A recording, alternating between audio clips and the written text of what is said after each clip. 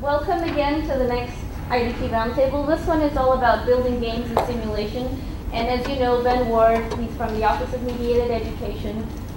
He's an avid game designer, and his passions lie in game theories and game design and game playing. So he has a lot to share with us today. And we have Brent Anders, who's going to join him at the tail end, I believe. And they have a lot of surprises for us today, so they haven't filled me in. So we'll see what it's all about. Yep. Well, hello, everybody. As I told Shasti and Shaolin earlier this morning, I labored a lot last night deciding, well, do I show up in a suit? Do I wear a tie? What do I do? And I finally decided I would do neither, because that actually damages my credibility as someone who really is into games. And my love affair with games began when I was 3, and I figured out how connect the dots worked. And from that, I figured out how numbers work. And from that point on, I was hooked for the rest of my life. And it's been an ongoing love affair. So I can openly, honestly admit that I'm a game addict. Do I have any fellow game addicts in the room? I'm just kind of curious. You have to be kind of brave to admit that, because even though we're going to be talking about educational games and so forth, there's still a certain stigma about using games and simulations to teach. It's kind of suspect. And this is starting to fade finally. And in fact, games as a whole are not becoming such a marginalized part of the culture. It's starting to become mainstream. But within the ivory towers of education, there's still this question, is it relevant? Does it really actually do all the things it can claim to do?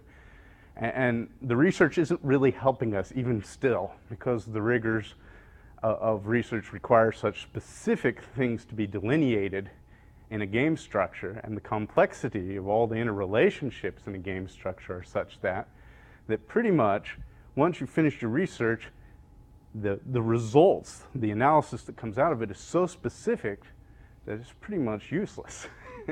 It doesn't apply to the whole realm of games and simulations.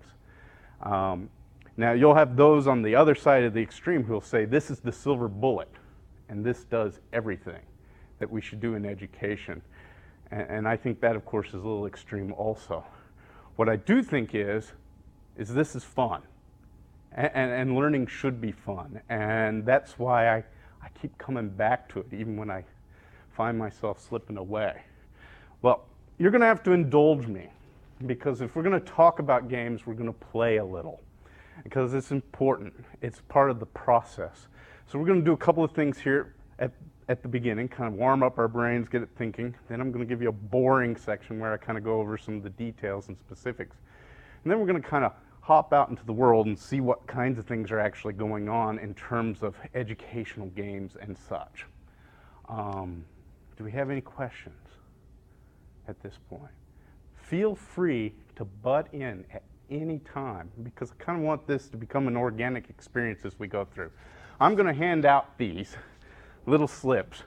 Now, this is kind of like your warm-up here, and this is also kind of the way I test how well everybody does at following instructions. No, we're not going to bribe anybody. Food always works.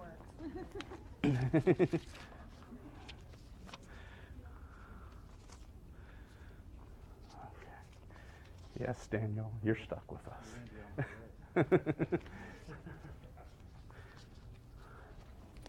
Okay. Everybody take a quick look at the slip of paper and follow what it says exactly. Don't say anything. I'm going to ask you a question as soon as you start this, right afterwards. I'll give you about 15 seconds, and then I'm going to ask you a question. Okay? And I don't want you to blurt it out, but then I'm going to ask a question to follow it up with. So, okay, so begin. Read the slip of paper.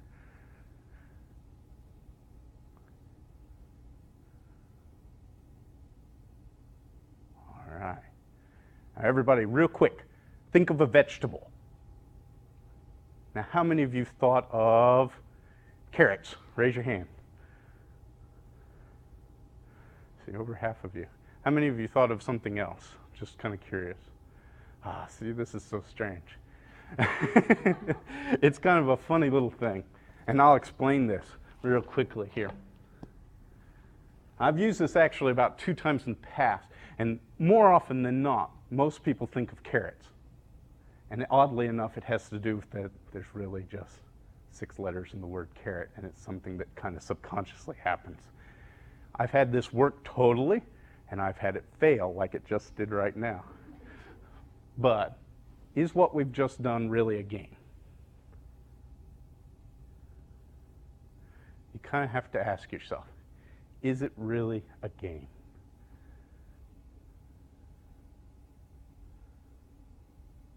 Anybody got an answer or a thought? Well, it depends on your definition of game.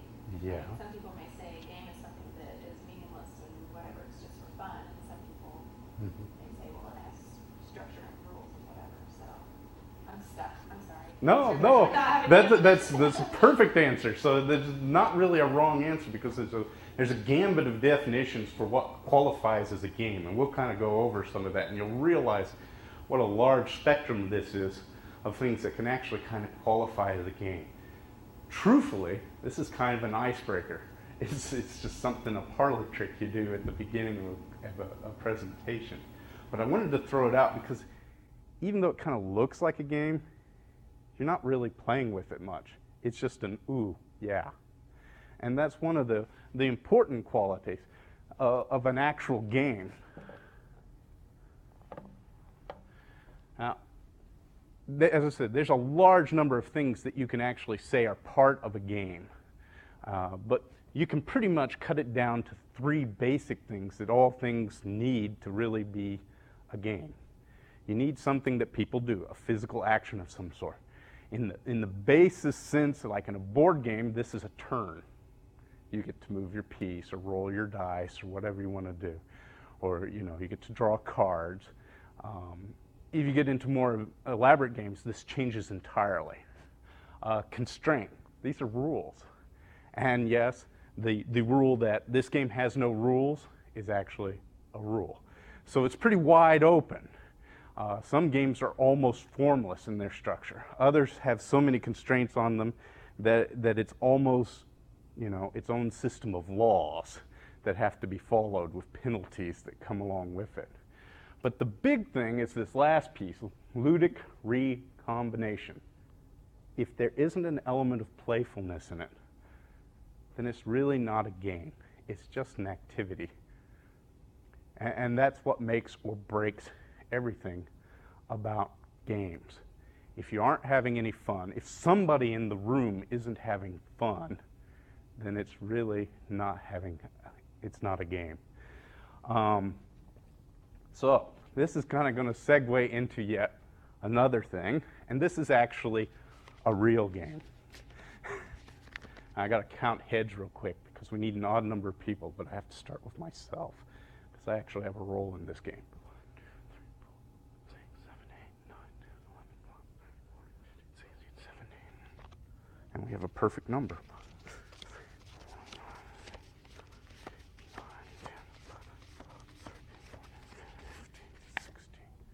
Okay, this is actually a game that's developed by another game developer by the name of, let's rephrase this. This was a game that was borrowed by another game developer by the name of Jane McGonigal. And you can find her on the web. She does some really neat things in terms of scholarship in games and actually does things like flash mobs and stuff. And so she's really in that hip scene with game developers and does some really highbrow, neat things that are exciting in there. She borrowed this because she discovered it at a national puzzle conference in '97 and then borrowed it from the original author. And it's had about 3 incarnations. I'm going to hand you all a card. You may look at this card. Please keep it secret. Now, at the basis structure, this game in a lot of ways is kind of like Simon Says. All right? It really is. So if you follow those kinds of rules, you shouldn't have any trouble. It's best if I don't know who has what card. I'm going to fulfill the role of moderator. I'm going to kind of grease the gears as we play this. Now, this is really an interesting little toy. It's kind of a dark theme to it. So I hate to say it, but that happens a lot with a lot of some of the more evolved games. This game's called Werewolf. It was originally called Mafia back in the late 80s. And it's a game of basically social networking in a sense. And you'll see this real quickly, how this goes. Make sure very much that no one else sees what your card is. It's really important. You are all in a village with a terrible problem. This is the narrative portion of the story. Your village has werewolves in it. And every night, they come out and they eat somebody. And the villagers are not very happy about it. Most of you are villagers. There are, in this group, 2 werewolves. In addition to the werewolves, there's one seer who has the second sight and actually can detect a werewolf. But it's kind of a lengthy little process they have to go through. Now, this game is played in turns. These will be actions. We will have a day phase where the villagers will go out, they'll pick who they think is the werewolf, and they will lynch them. And then we will have a night phase where the werewolves will go out and pick somebody and eat them. And then after they're done, the seer will sneak out and try to find one werewolf. Now, so, as I said, it's kind of like Simon Says, as you'll see. It is very grim. The only rules is that when I ask you all to close your eyes, please do. When I all ask a specific group of people to open their eyes and do something, please do. Try not to cheat. All right? Now, you know we've won when the werewolves have even numbers with the villagers. And this game really probably take about 5 minutes, maybe 10. We will see. We'll try to move it along. It could run a little long. So we begin at night. So everyone, please close your eyes. All right. All right, no peeking. Werewolves, open your eyes. Don't say anything. All right. You can use hand gestures and stuff, but the werewolves need to agree on who's going to be eaten. And if you aren't a werewolf, your eyes are supposed to be closed. Okay. Now, this gets more interesting when you have large groups because they start making noise. Now, you need to point at who you want to be eaten. Okay, everybody close your eyes. Now, the seer, there should only be one, open up your eyes. All right. I have a problem. I have someone who is a seer who thinks there's a werewolf in the group. Oh, no, I made a mistake. My bad. Okay, seer, point to somebody who you think is a werewolf. Okay. And I'll let the seer at this point know whether they have succeeded or not. All right. Now, night is over. Everyone open your eyes. Okay. As far as everybody's concerned right now, they're villagers. Now, the werewolves are hiding out and you're pretending to be villagers. The seer's probably hiding from the werewolves because the moment the werewolves find out who the seer is, they're going to eat them. Because that's the only chance the werewolves have of winning. Now, talk among yourselves. Pick who is you think the werewolf. Feel free to discuss in any degree or convince each other. You may lie, misdirect, be honest, truthful, whatever you want to do. But in about 60 seconds, I'm going to ask you who you're lynching.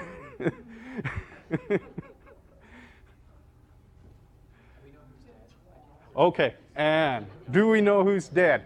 Oh, my bad. This is the one last very important part. The dead man has asked, who's dead? And this is important. Can I speak from the dead? No. Once you're dead, you can't speak. You can only watch. So sadly, I'm sorry.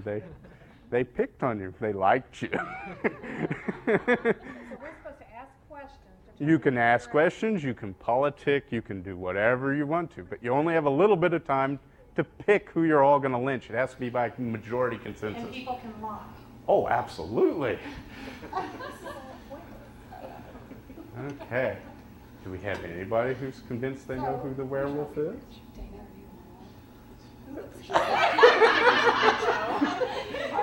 No,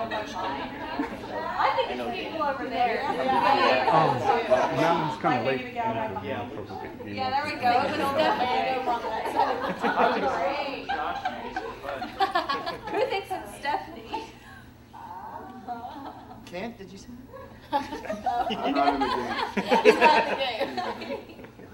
Does anyone have any intuition about who might? That's what I'm. I think it's Brent. Who has the greatest sixth sense? I say we lynch Brent. Okay, I think that's I say we start dunking people in water and it floats.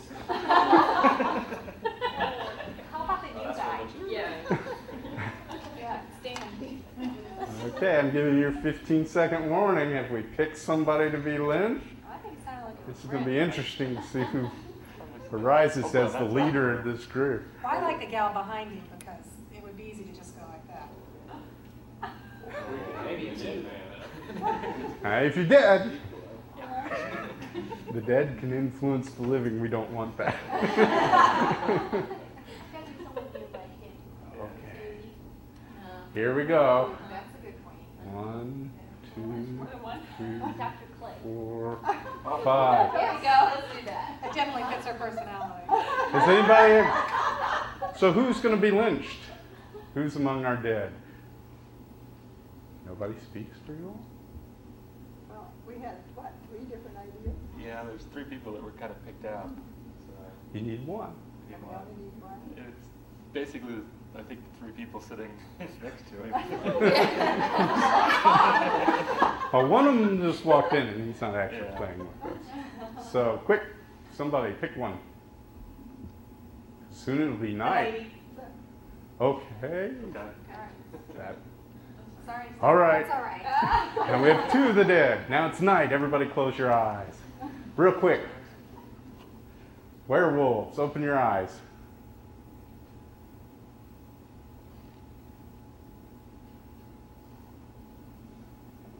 Okay, werewolves, close your eyes. Seer, open your eyes. Okay, test somebody. Seers, close your eyes. It's daylight. Okay, now we have 3 dead. Werewolves are winning. Okay, I'm afraid to say, darling, you are dead. And we have 3 dead. So the guy in purple? Yeah, it's now dead. Okay. Okay. All right. Villagers, discuss among yourselves. Who do you think is a werewolf? Do we know I have a if the question. person that they killed is a werewolf or not? Werewolves always don't get killed.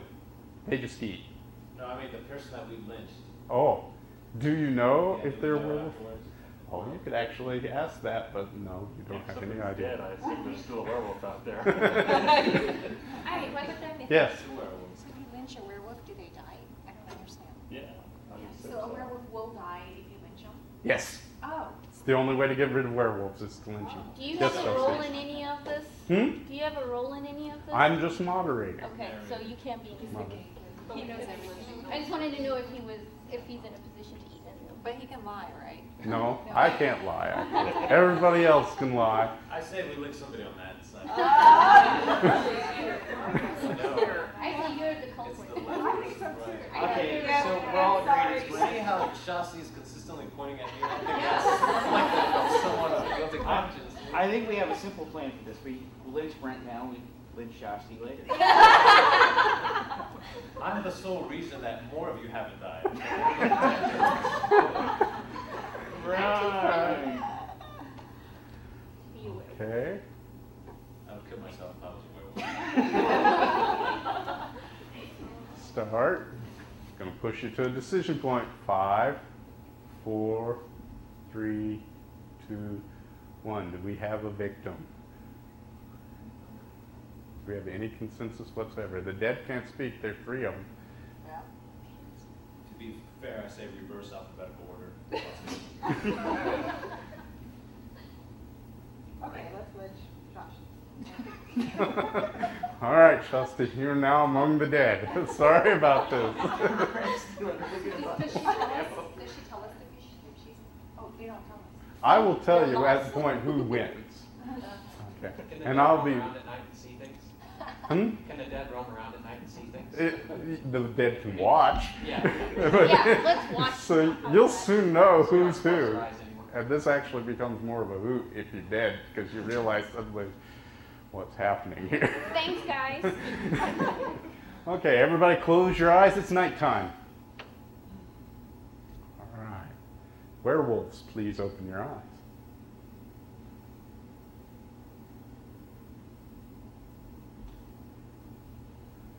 Okay. Do we have consensus? Okay. Werewolves, close your eyes. Seer, open your eyes. Pick someone to check.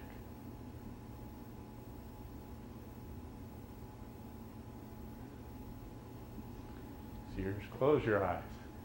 Everybody open up your eyes. Okay, I'm afraid to say, Dr. Kaufman, you were eaten in the night. So, I hate to say it, the werewolves are winning. Now, I will be honest here, I made a small mistake. There's one more werewolf in this crowd than normally hits this matrix, because you're right at the break point. At 17 players, including myself, normally is where you introduce a third werewolf, or you keep it at 2, but it's right at, we have 3, so the werewolves have a slight advantage. Your odds are a little less than 50-50, but the werewolves are going to win. And just as a hint, they are winning. So villagers, There pick. could potentially be 3 still out there if we haven't lynched one. Yeah, if you haven't lynched one. But Okay. you would tell us if we linked one. No. All we know is there's at least one. You're actually living the life of a villager. You really have no idea if you really did away with a werewolf. You will know in a moment or so, because So the only way we know that there weren't any werewolves left is if somebody gets killed overnight. Yeah. Ah, yeah. okay, so we got at least one. Say to be safe, we lynch Shasti again. So how many of you are dead? So raise the dead, please raise your hands. So we have 5 dead already out of 16 players. So that'll give you a hint real quick. All right, so villagers, pick a victim. The faster the better. And the dead, please remain I think dead. it's someone over I there. think it's at least one of them. I say we should start lynching this whole side. I think you start listening to me again. Oh, Dead. the dead. I say Daniels. I know I can't help. That's kind of who I was thinking. Yeah, from the beginning, I just didn't want to say anything, you know. But Daniel. Okay. Says he protects us. Right. You've met I him. vote for Daniel. All right, 5, 4, 3, 2, 1. Okay, villagers, who are we lynching? Brent. Okay, those in favor of Daniel, raise your hand. Okay, those in favor of Brent, raise your hand. Oh, by a slight majority, Daniel became up on the menu. So Daniel, I'm afraid you're among the dead now. It's nighttime. Let's close our eyes real quick. Nothing personal then. Okay, werewolves, open your eyes.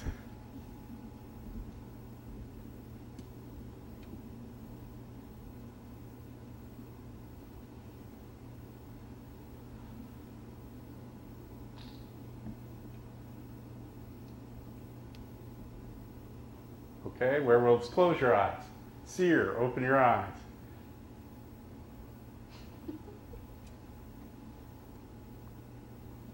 Everybody open your eyes.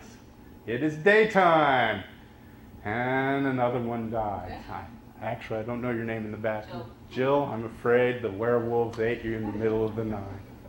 Now let's see how the villagers respond to this threat. Villagers, pick a werewolf. Well, they want to take down him no matter what. See, now you have to ask yourself, why do you want to take me down? Why do they know something about you that I should be Then cleared just down? know me, that's just it. Tell me I'm not the werewolf. I think we should vote out her. It's definitely in my nature. Just because I'm a food person doesn't mean I'm a carnivore. Okay. Do we have any consensus at all? Villagers, Do we need to vote again? Okay. I've heard two choices. We have Brent here. Those in favor of lynching Brent, raise your hands. Yes, we've all been manipulated. Those in favor of lynching Linda, raise your hands. I take names. Okay. Sorry, Brent. You're now among the dead. Come join us. You just killed the entire village. All right. Everybody close your eyes. I want the dead to raise your hands because I need to have a head count right now. We're almost done. I hate to say it. Okay, werewolves, open your eyes. All right, pick a victim.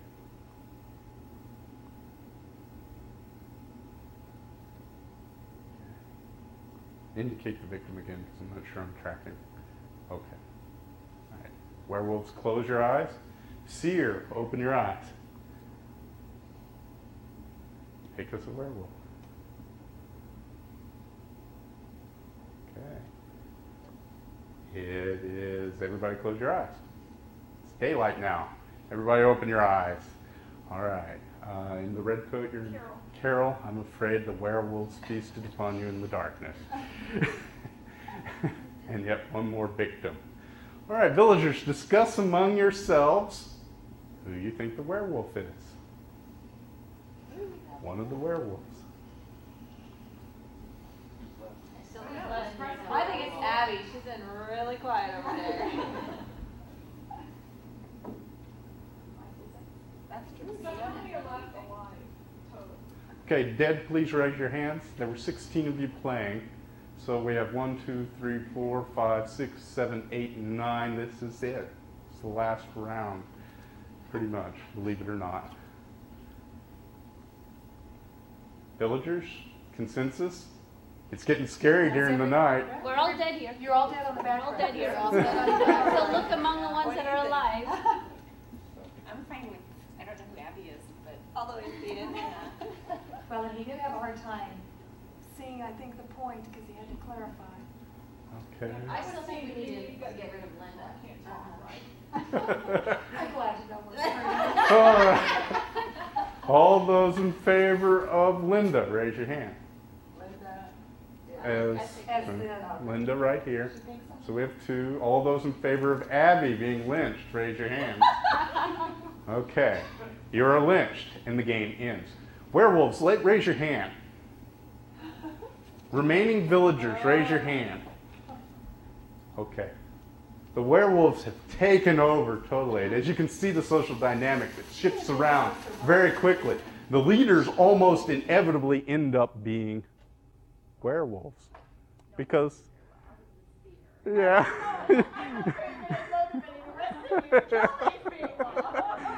Yeah. Yeah. I kept picking the wrong people. And then you guys would kill them off. The seer actually gets to open their eyes and they point at one person and I indicate whether or not they're a werewolf. Now, nobody else knows this. It's kind of like Cassandra's curse. The seer has to somehow convince you all that, first of all, this other person is a werewolf, while not exposing the fact that they're the seer, because the moment they expose there's a seer, what are the werewolves going to do? And the game's pretty much over. But as you can see, there's a lot of social dynamics that go on in a game like this. And you can get a large group playing this and it can get really messy really quickly. Figuring out who the seer is. That's right. I mean, that's what I was doing. And I got suspicious second time. Actually, I will be quite honest. You guys did a really nice job of early on picking out people who you thought were going to cause you trouble and eating them. I mentioned that. I never heard something scary about her today. Anybody who talked a lot, who was guiding the people in the right direction, somehow ended up on the meal ticket. But if you can see, the application of even a simple game like this really can become very dynamic. You could put in things and start using this in biology classes to give you a sense of predator-prey relationships. You could show how the social strata works in cultures. There's a whole slew of things that actually could take this game, just tweak it a little. You could even apply economic Perfect models. dynamic of a witch hunt, which Absolutely. I teach a lot of witch hunts, so. Yeah. Which must be why you killed me first. You know, it wouldn't take a whole lot to change this to do something as, you know, like the Salem witch trials. Yeah. In fact, you could make it even messier so that, you know, instead of werewolves killing somebody, they give them the option to join and pick other victims. And before long, it becomes this progressive thing where they're sweeping through and everybody's pointing out at people until they finally find the people who really have character, integrity, and do away with them.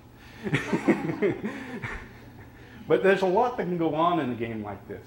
Now, part of the reason I wanted to do this is just kind of get you all going and moving. The other part was is to show you that a lot of what we're going to be talking about is digital-based learning, as my computer goes to sleep. But digital game-based learning. But the fact of the matter is, it's just simple tools like email, message boards, recording a home movie. Any of these things can be quickly turned and twisted around. Or you can do something physical like this in a class and then augment it, you know, through role-playing or whatever you want to try into your own classes. And this is, I hate to say, the quasi-boring part of this whole presentation. Now, this is greatly simplifying things in terms of what a simulation is, because there's quite a science involved in the development of simulations. But the truth is that the general consensus is the big difference between a simulation and a game is that simulation is authentic. It is a mini cry of something that's actually done. In many ways, it's kind of like a studio class where you're actually working on class projects or a senior project. All these things, in a sense, can be a simulation.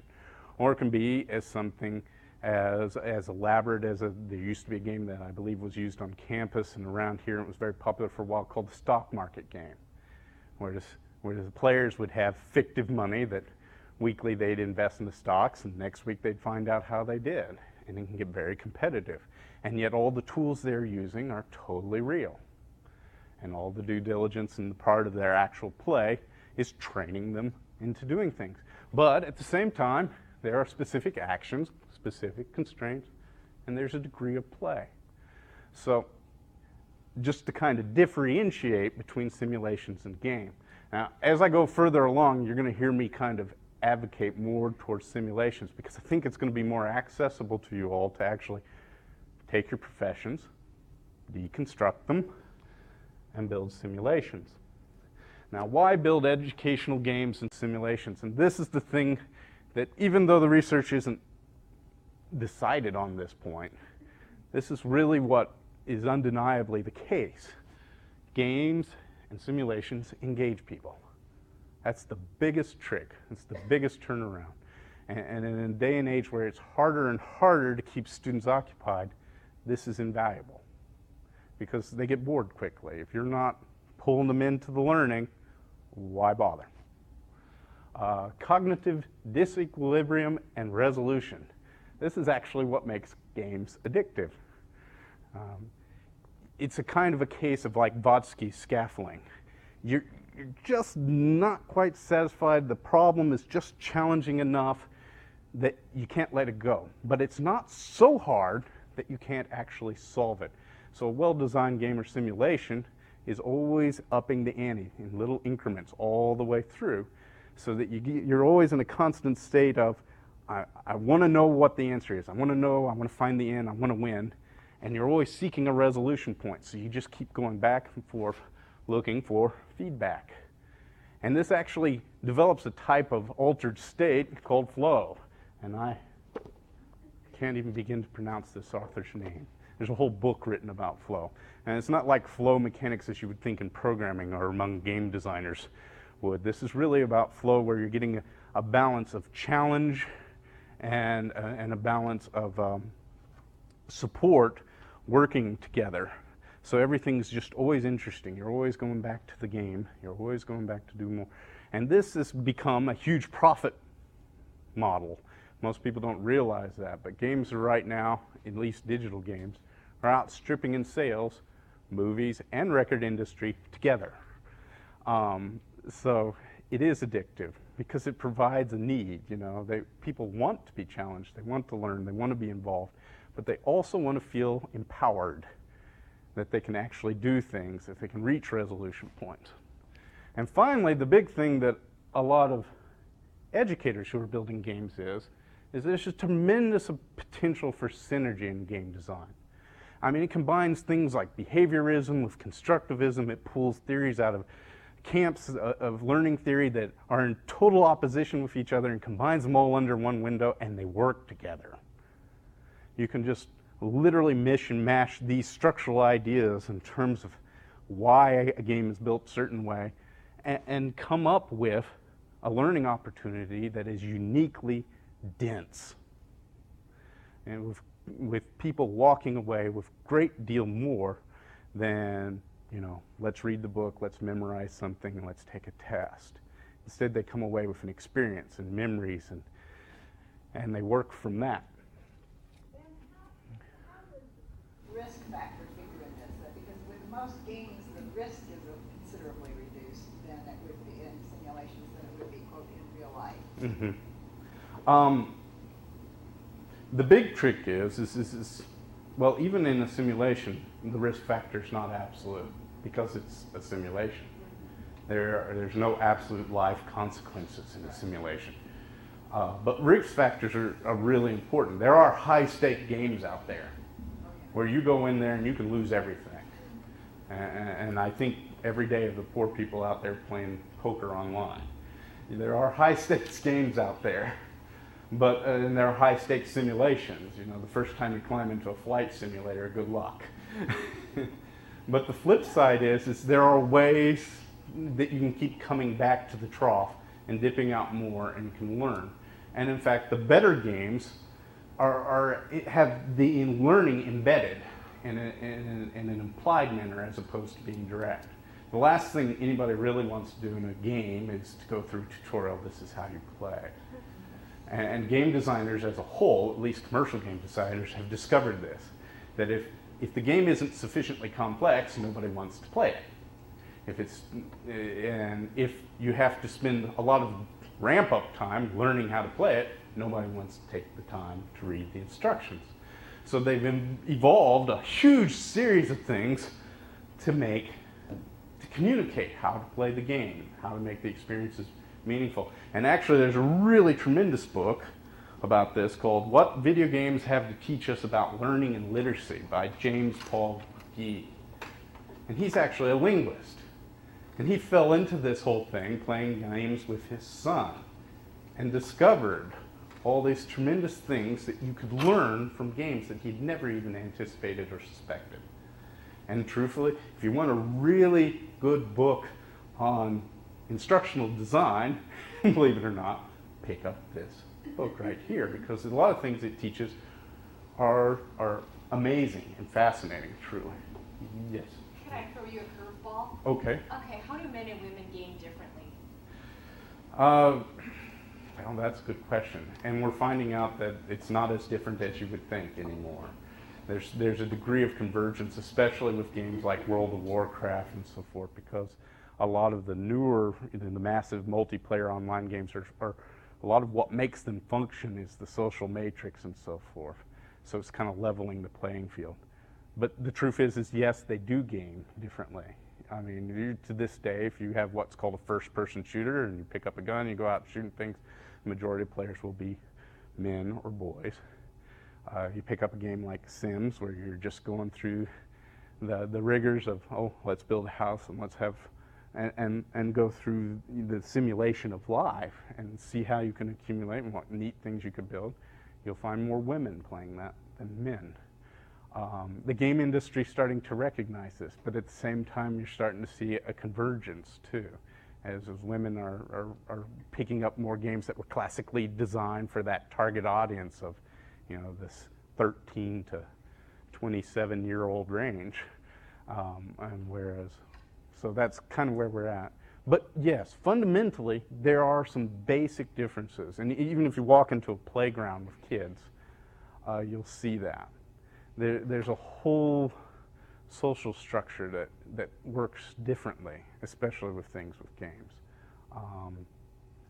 And it's way beyond the scope of what we're talking, but I remember as an elementary school teacher, if boys got into a fight while playing a game of say Foursquare or something, I mean, there'd be pushing, there'd be yelling, and they'd get real intense, and they'd reach a resolution point, and then everybody was everybody's best friend.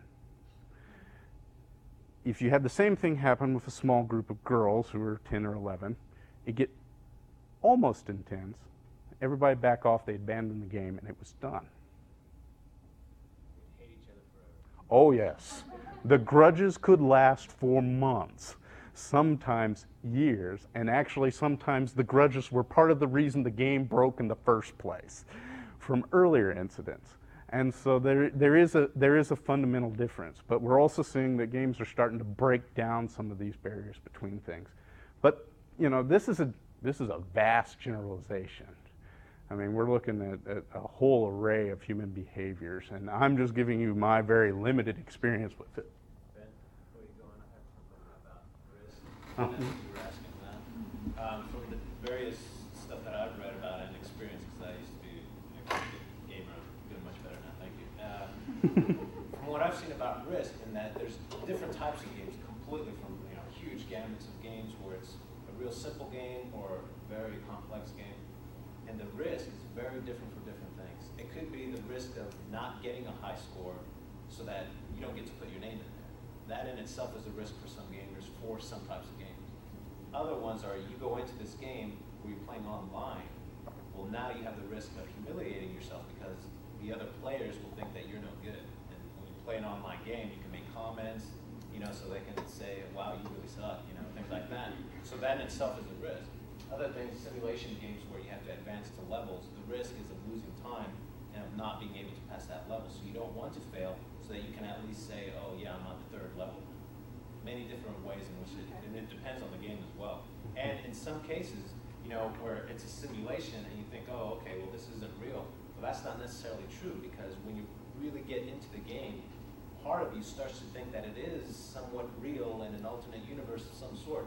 You don't want to let your people down. You don't want to let your city die or get destroyed by this coming tornado, so you want to build things up and have things, because you actually start to think about it. You actually start to view them as quasi-real. I guess that makes good sense, or else simulators as trainer wouldn't work. Right. Mm-hmm. Right. And this actually taps into a whole section about cognitive science, where the brain really can't differentiate between memory and experience. It's all perceived as being on a level playing field. So we literally see everything through the lens of our perception. And that's part of what makes simulators so functional. It's also what makes them dangerous for people who have trouble consciously, cognitively thinking, this is just a game. and so that's one of those things you kind of have to be a little leery of. Now this is a taxonomy of games because I kind of want you all to see the gambit of things here. And this is truthfully a very limited one, and it's focused mostly to digital game-based structures, where we have simulations on one end, ludology on another, and narratology on the far end. And games can be a whole matrix of things. We have avatar worlds, which we'll look at here real soon, simulation games, strategy games. Down towards ludology, we're looking at more classic games like chess online, arcade-style games, Pac-Man, it's one of those classic ones, and everything. You get over into narratives, and the whole structure changes to the point where you get, choose the ending of your story sort of situations, and that's kind of the playful thing. And so games can actually be a combination of all these things. And this is truthfully a very limited model.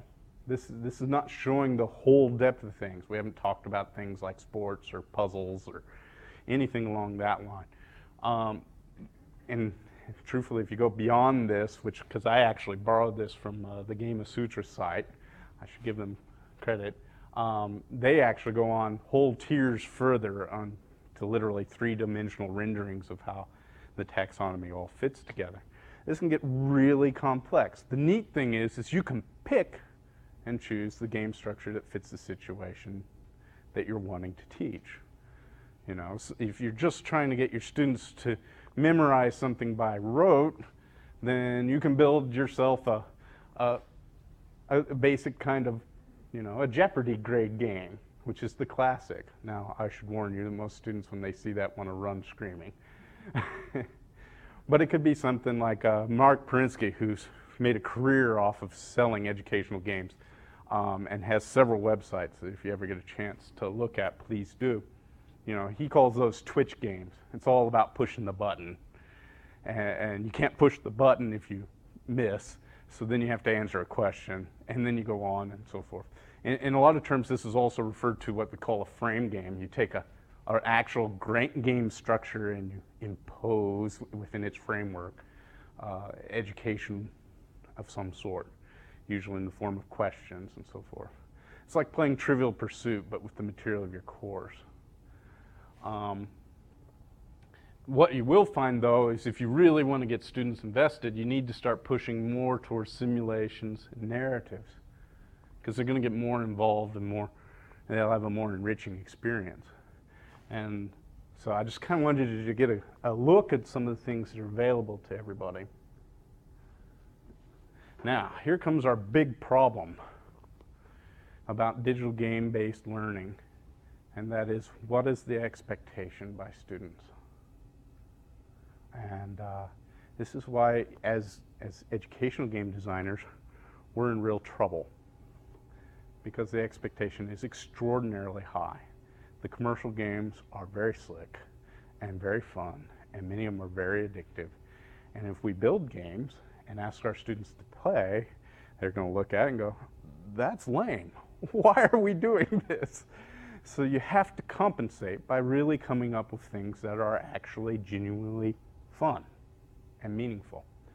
Now, I doubt we're going to see any turnaround in the industry. If you read the writing, the articles about what's coming out of E3 and so forth, you discover real quick that the big companies that are producing commercial games have very little vested interest in educational sales.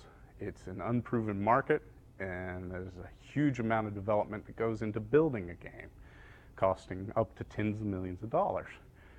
So people are at a loss. The trick to it is that you really have to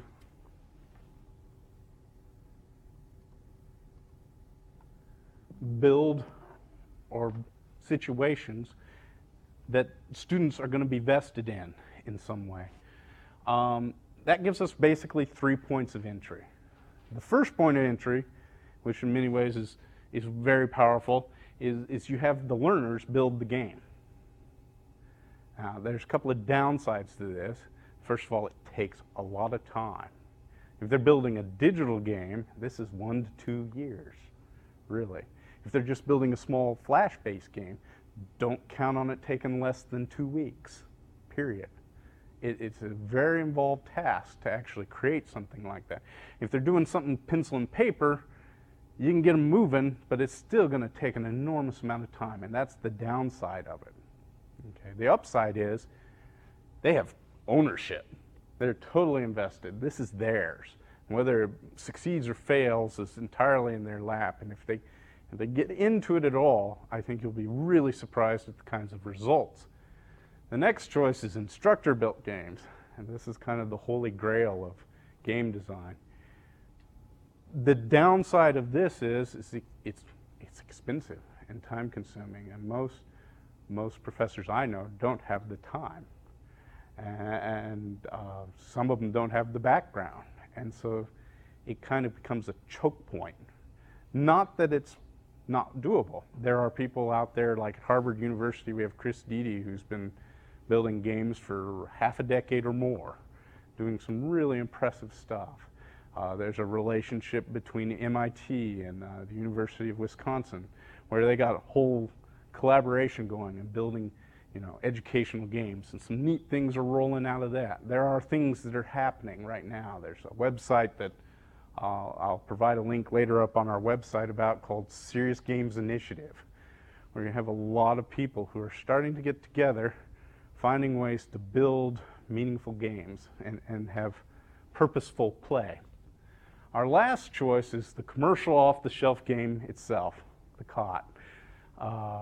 Take a game that already exists, somebody's already invested an enormous amount of money, and tweak it to your uses. Now there are downsides in this because the goals and objectives of the game may not be exactly the same as yours, and the information in it may not be factual. And you have to think real carefully how you're going to tweak that, because if you kind of force education into it, you can really disrupt the flow of the game, and then it's not fun anymore. It's, oh, I have to do this so I can keep playing. I don't really want to do this, so why should I keep playing? And so you have to be very careful how you get education involved in an off-the-shelf game. But this, in many ways, is the way a lot of people are finding entry into using games in their courses. Now, if you do decide you want to build the game, say you want to take something like the game Werewolf, reinvent it, redesign it, create your own frame game or something. You have some idea that you want to, create a simulation game where you set up a scenario using a video clip, and they see this little skit acted out and the situation's all set up and the stage is just right, and then you start sending off emails and they have to respond to those emails. Or they have to come up with a plan to respond to the situation. They post it to a message board, and then they have to defend what decisions they made. These kinds of things can easily be done with the existing technology. Or you can go the whole route and learn something like Flash or one of the other available engines, or some of the things we'll refer to later. The things you need to know, and this is the bare bones of the process, you do need to go through some type of learner needs and task analysis. You need to know where your students are at. You need to know specifically what they need in terms of learning, And you have to, let me back up. You need to know where your learners are coming from. What kind of learners are they? Are they going to be engaged? Do you have a difficult audience? Are they going to buy in at all? You need to know where they're at and what they need to learn. And finally, you need to know what you're going to teach them specifically. Because if you don't know these things, you're not going to be able to turn around and deconstruct those items, pick a game, design and develop a structure around them. You're going to be literally shooting into the dark on supposition if you don't go through that first step. Once you pick a game structure that fits it, because it could be any sort of game structure. I mean, you could build a version of poker where you're having to answer questions as your bids, and you can just keep playing, and whoever, answers the most questions and has the highest bid and actually wins the pot, wins the game, and you accumulate points that way, or something like that. Any of these kinds of things can be done fairly quickly, or it can be a lot more involved than that. But at some point, you need to align your content and your curriculum to your game design. They have to mesh together. You have to go through. And this works best if your task, actually matches in its base heuristic the actual thing that you're trying to teach. That's why something like the stock market game was such a no-brainer. There was really very little shift there. You went from real money to play money, and that was about it. And there's very little shift, and there's a lot of return suddenly. And those are the kinds of things, that low-hanging fruit, that you really want to look for if you're going to start including gaming as part of your instruction. And then finally, you need to test your game and evaluate whether or not students actually learn something from it. And this is kind of tricky, because you may have one group of students who play the game and really get into it, and next semester you may have a whole different social matrix of students, and they may say, why are we doing this? So you kind of have to be careful. Game design is a lot like, let me shift on to the next one, and this will make sense suddenly. Game design is a lot like writing jokes. It really, really is. Everybody has some degree of a sense of humor. Some of us have more or less than others. But the trick is if you're writing a game, much like if you're writing jokes, is to learn how to write a joke that's funny to as many people as possible. Now, we may be able to say something that we think is funny, and one or two people might agree with us in the room, and in which case we've kind of failed. And the same thing with game designers. You may design a game that you think's really neat, and really only 1 or 2 people want to play it when it comes down to the table. So the trick is to find structures, much like jokes, that everybody finds funny or fun. And it is a highly subjective experience. And much like authors need to read to learn how to write better, if you're going to design games, my wholehearted recommendation is to play games. So I ask again, how many of you actually play games? Raise your hand. Now, if you aren't playing games, please do. You would never ask an engineer who couldn't drive a car to design you a car. If you want to design games, play some games. See what's happening out there. Take time to think about it after you've played it. Then go play some more. Try some different games. Find out what's out there. Have fun with it. That's the important part. Show, don't tell. Straight out of creative writing. But it's also very much the truth in games. Nobody wants to read a list of instructions. How many of you assemble things without ever opening up the instruction manual? Yeah. Games are the same way. Nobody wants to be told how to play. They just want to play. Play test, play test, play test. I can't stress this enough. If you build something, sit down with some of your friends and play it. Find the holes. Especially do this before you throw it out into the class environment, because very rarely does anything come from your head to reality without a few bumps in it. And this is particularly true with games because there's potential pitfalls along the way of how people might respond with things you never thought of. You might have a hole in your rules that someone who's particularly crafty may exploit the first moment you get, and it'll destroy the game. Those kinds of things happen with great regularity in game design. So play test, play test, play test. And then finally, don't kill the fun. There's no point in building a game if it isn't fun. It really isn't. This reminds me of a joke in, 2003, Shasti and I went to the Teaching and Learning at a Distance conference in Madison, Wisconsin. And the keynote speaker got up there and says, what is the fastest way to take all the fun out of learning? And it says, hand it to an instructional designer. Be careful. Learning is important. It absolutely is. But if you take the fun out of it, there's no point in having the game. It really is. In fact, you will generate a whole new level of resentment. They would have much preferred you just hammered it into their head in the traditional way of, tell them what they need to know and then test them until they get it right. So is there a generation gap or some sort of gap between the faculty member and or students or a game player in terms of what is fun? I can't tell you how many times I've talked with a faculty member who has put a lot of time and effort not into developing a game, but developing something for the class that he or she thought would just be really engaged the group, and it just fell absolutely flat because they didn't really know who they were dealing with. They hadn't thought about what would engage those people, and the sort of sense of fun, does that change with generation? I think it changes more with experience, really, in some ways. And that's kind of an oddity, really. People who play games or have fun doing things, have certain expectations. And people who aren't involved in those activities are really shooting into the dark. And that's where I got into that whole thing about learner analysis. You need to know where they're coming from, what their expectations are.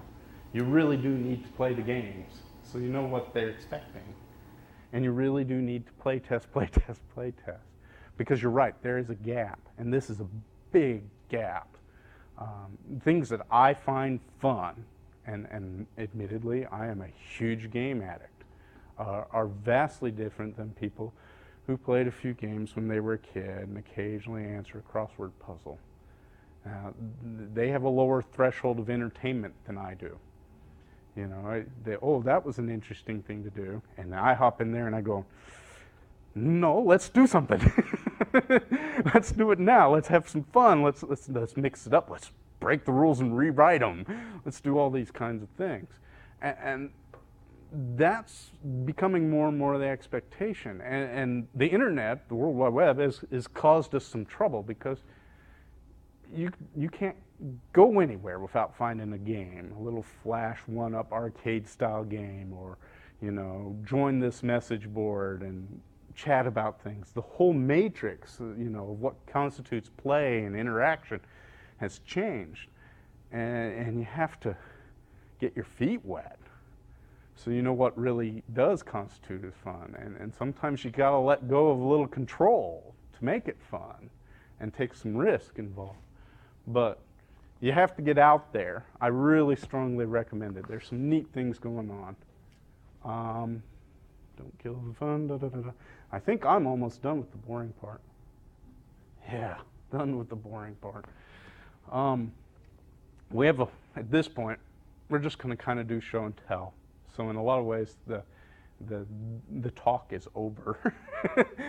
And we can just start asking questions, throwing around ideas, and just kind of have fun with this and so forth.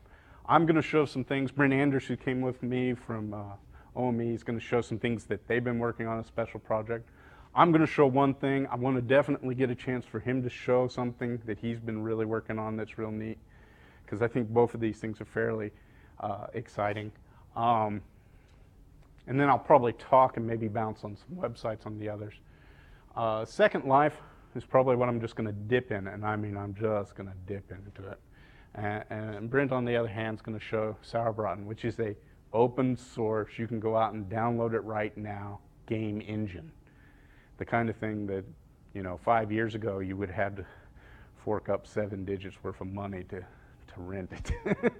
Now there are people out there giving away things, and it's a really neat experience. Second Life, first of all, is not really even a game. It's more of what we call a micro world. It's still very much in some ways a simulation, but there are no real objectives, there are no real parameters. It's a place where people just kind of get together. It's what William Gibson, it's the forerunner of what William Gibson kind of suggested was, cyberspace. And some very important people have been taking it very seriously. I mean, Harvard University actually has a class going on in Second Life. KU's using it. There's more and more people. Reuters has a news office out on Second Life. There are people making livings out on Second Life. A lot of interesting things are going on out there. So I'm just going to lock in and hope that I'm not having a problem here, and I am. Let's try this one. Now, I should warn you, there is a problem with Second Life right now before we go in, and if you've been reading anything about it. Second Life allows for a lot of user authoring of the world. If you pay a nominal fee of $20 an account, you can, build primitives and create your own buildings and make your own toys and your cars and clothes and anything else you want to do to hop out there and have fun with, or to even sell. They have a Creative Commons copyright applied to almost everything out there, and you can actually designate where anything you've scripted up is something you own and you want to sell, or it's something that everybody can use. Well, the problem is the Pandora's box basically has been opened up, and we are beginning to see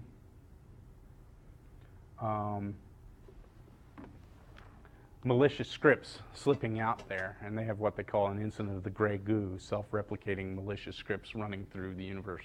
So they've gone through a series of patches, and there's litigation and stuff going on. So a lot of Second Life isn't as functional as it was even a month ago, but it's working to get back there again. Yes, that is my character in the outrageous tie-dye. I went in there and tried on all the clothes. I didn't pay any money for anything, but I probably will eventually. And I settled in for the system may be down. This is one of those things I was afraid of. We'll try again. And if it doesn't happen, it doesn't happen. There's no. I don't own that outfit. Anyway, yeah, he's got sandals on and bell-bottom pants, and he's a lot of fun. Yeah, and all the characters out there are actually pseudonyms. They have a list of last names you can use, and you can use any first name you want. And it doesn't look like it's going up, and this is something I was kind of afraid of. Yeah, if you run across me online, which it's a big world out there, it's not likely. I go under the name of Thales Ginsburg. Go figure. And I may or may not be wearing tie-dye at the time. But the place my character was left on was actually a place called the campus. And a lot of universities are actually out there teaching and learning. And there's voice over IP software that works in conjunction with Second Life, and you can actually talk to people while you're out in this little metaverse. There's interesting things going on out there. If I can't get there, let's see if I can get to somewhere else.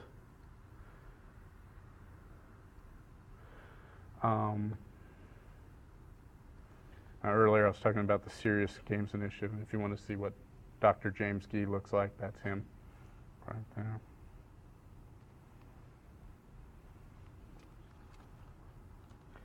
And that's why I had to warn you all, Second Life's been having some bad things happening on.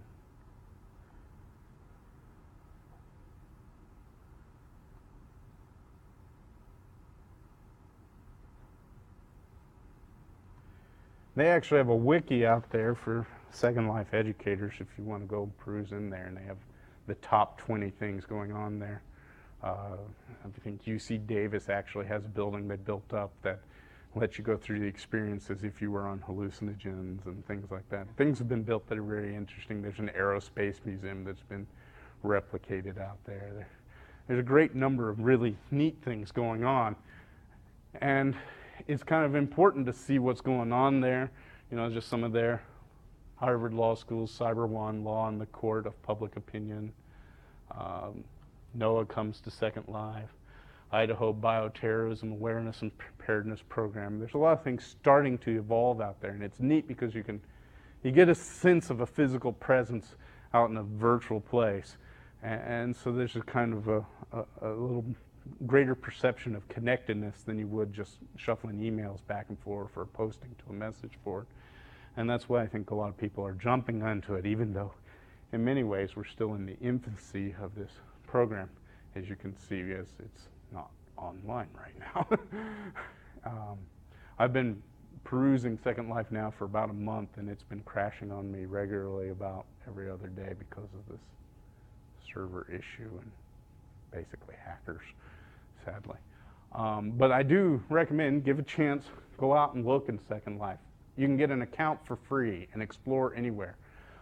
Be forewarned, it is an 18 or older environment. They have a whole different subsystem for, you know, the K through 12 crowd that restricts adults, and you have to get special permission to be out there and do things if you are an adult and so forth.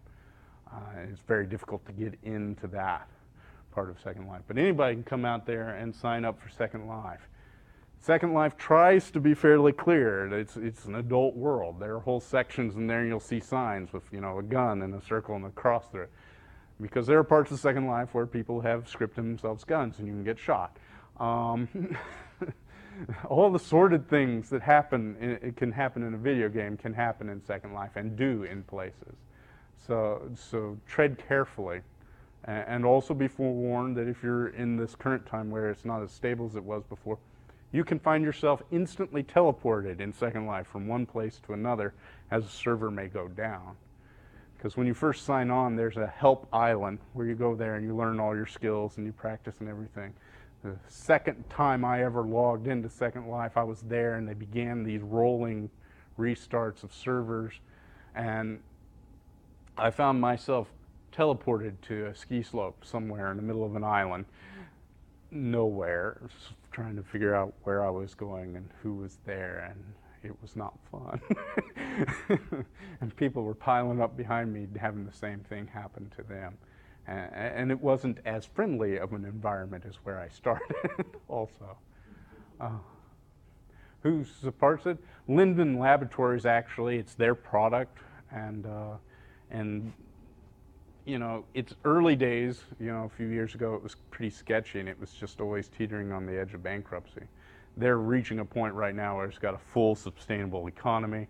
People are paying to be there. People are making livings off this sustainable economy, just creating virtual goods, and you can find all sorts of things going on there. Wired Magazine, just about 2 months ago, did a whole section on Second Life that you might want to look into. And they talk about the good and the bad and the ugly. Kurt Vonnegut did a keynote speak in Second Life there with his avatar. And you're finding a lot of people are starting to hop out there and play with this world.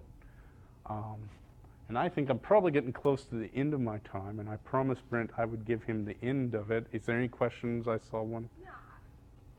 What is the attraction of this? Is it the ability to control? Is it instant feedback?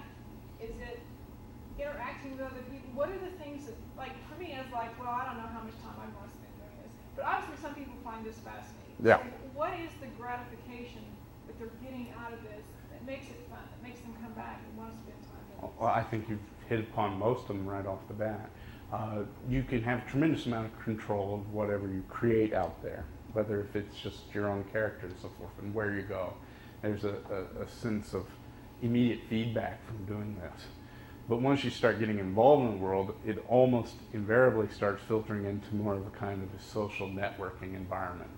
And that's where people who continue to go to Second Life go there to meet other people.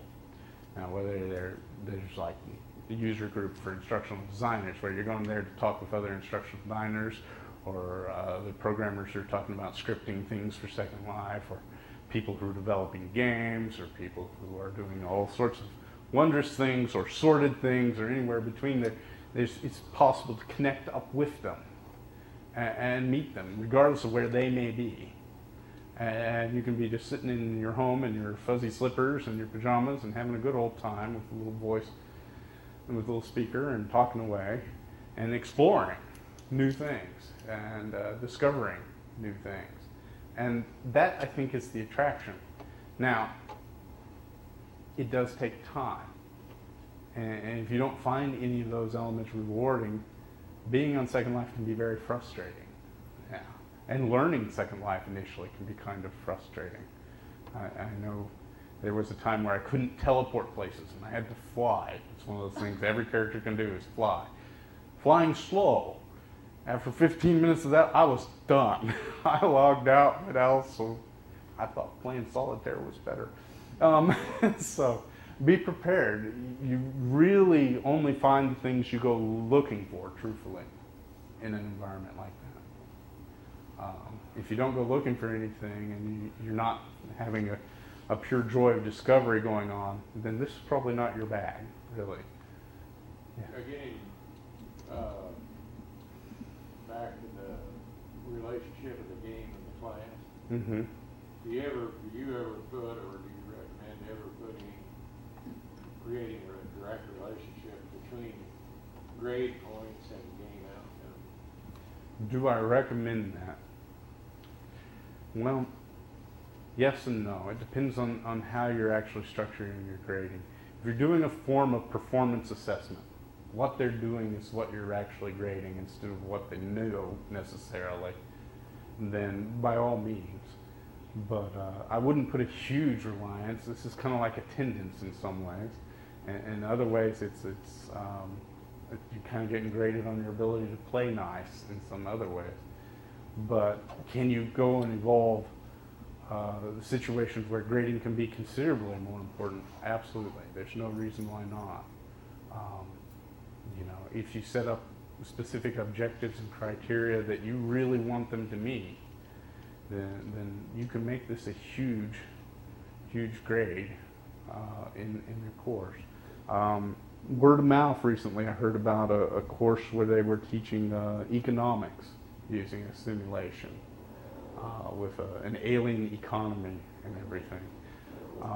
And I only heard it by word of mouth about something that was being talked about on NPR.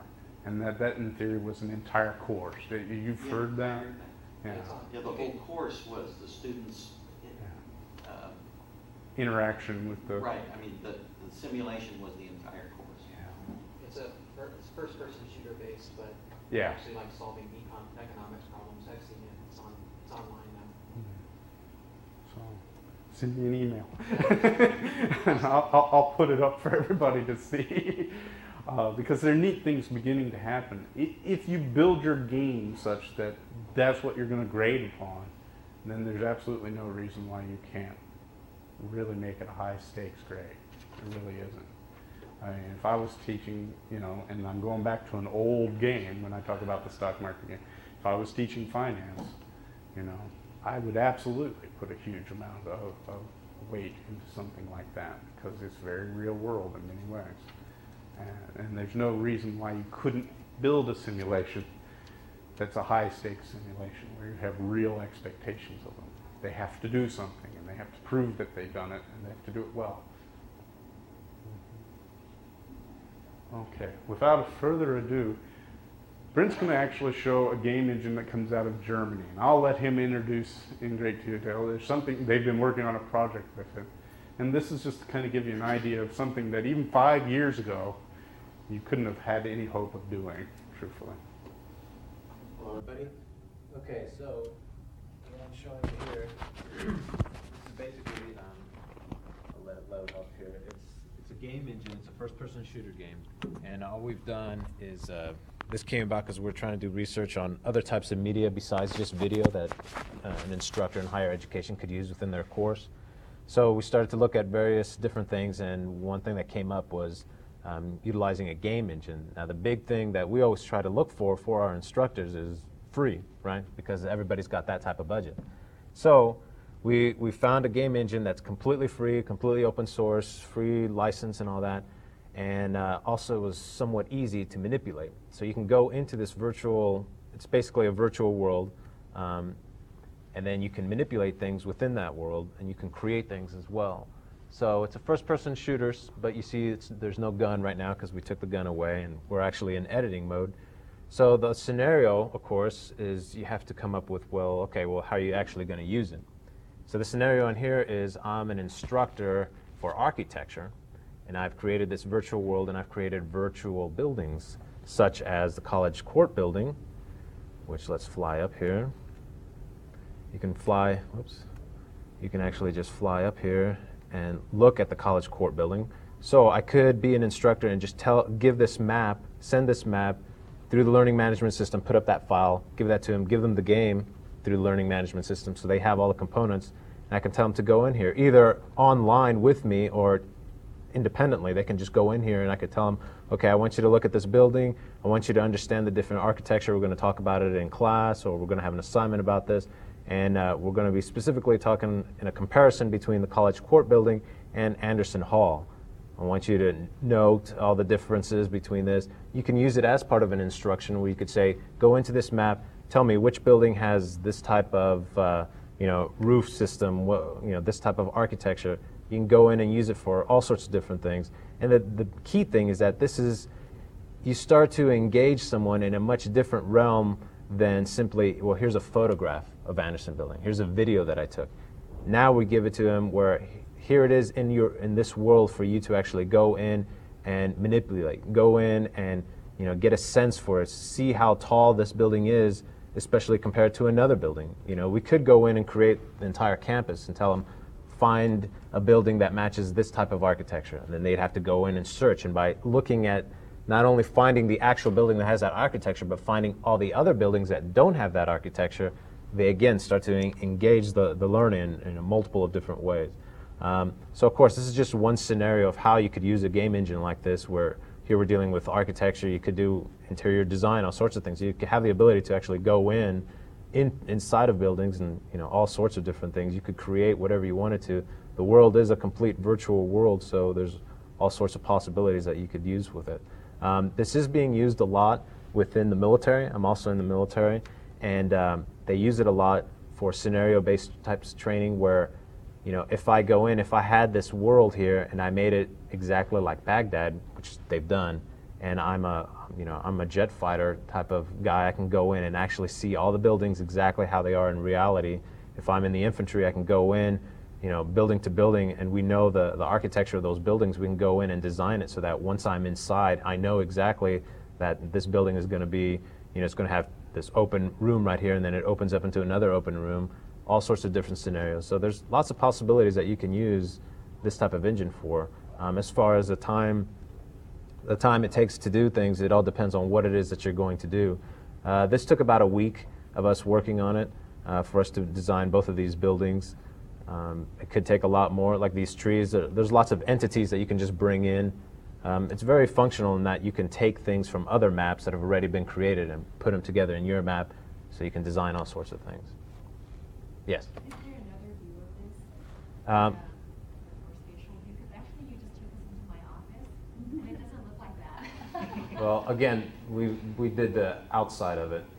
We can do whatever we want to do. Of course, the inside would take a lot longer to do than the outside. As far as the views are concerned, yes, there is more than one view. This is the first person. You can go into being sort of a second person where you have the guy in front of you. I can show you that, but the guy is actually some kind of goblin-looking guy, and we haven't replaced him, so let's see here. I have to get out of edit mode. See? So we kind of don't want this guy to be a higher education guy. So, but again, you can go in and design your own person and bring that person in. We just haven't done that yet. So, any other questions about that? Yes? Is this the MMORPG? Like, can it be a massively multiplayer online? It can be. Again, there's different things that you can do with it. You could make it just all online, and then you have it as your own server, and then you block other people from getting on. That's one way. Other ways, you could just distribute the map and have them go in independently of you. Yeah, there's many different ways you could utilize this. And what kind of gaming possibilities are there? And just to simplify, could you have somebody else playing the game and you can shoot at each other? Yeah, that's what it was designed for, actually. I mean, this is actually designed as a first-person shooter game where you can go in and start shooting at people. See, now he has a gun. Before he didn't. See, I can take the gun away and give it to him. And then you could tweak it so it's not a... So he's throwing a grenade. You could probably tweak it then so it's not a shooting game, and then Right. on Econ 201, which is a... Exactly. I mean, that's just... actually solve the problem. The thing is that this was all designed by a group of, it's a community of programmers in Germany, and they were designing it and putting it together to have fun. That was their design. This is actually loosely based off of the Quake engine. I don't know if anybody of you guys know that, but it was a big-time game, first-person shooter. They liked it, so they designed their own version of it, for fun, and they opened it up completely so anybody can go in and manipulate it. So that's the key, is having those people to do stuff like that to allow other people to go in to manipulate it for educational purposes now. I've gone to a couple of these communities, and I've talked to the people that have designed this, and I've asked them, well, are there any other universities that are using this engine? And they said, well, actually there's a couple, but we haven't really thought about it. We didn't design it for that, but now maybe we'll go in and start to make it so that easier for educational purposes, because of course their whole thinking is, well, how can we make this game more fun, more interesting for the user? So yeah. Any other questions? What does your design view look like? See, that's the key, that's the coolest part of this game, is that you can actually edit the game as you're playing the game. So all you do is you hit E, and now I'm in edit mode. So now I can go in and select something, and I can go in. You actually need a mouse wheel for this. I can select something and bring it out, and all sorts of different possibilities for it. Yeah. So the edit mode is just right there, just as that.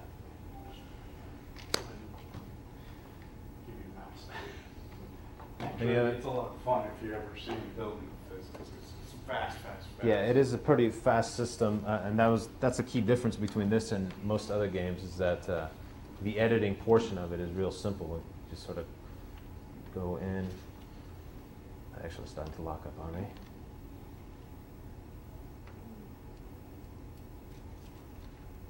So see how I just dug into there, and you just take things and manipulate it and pull it up, pull it out. It actually doesn't take too much time. And that's it. Any other questions? All right, thank you.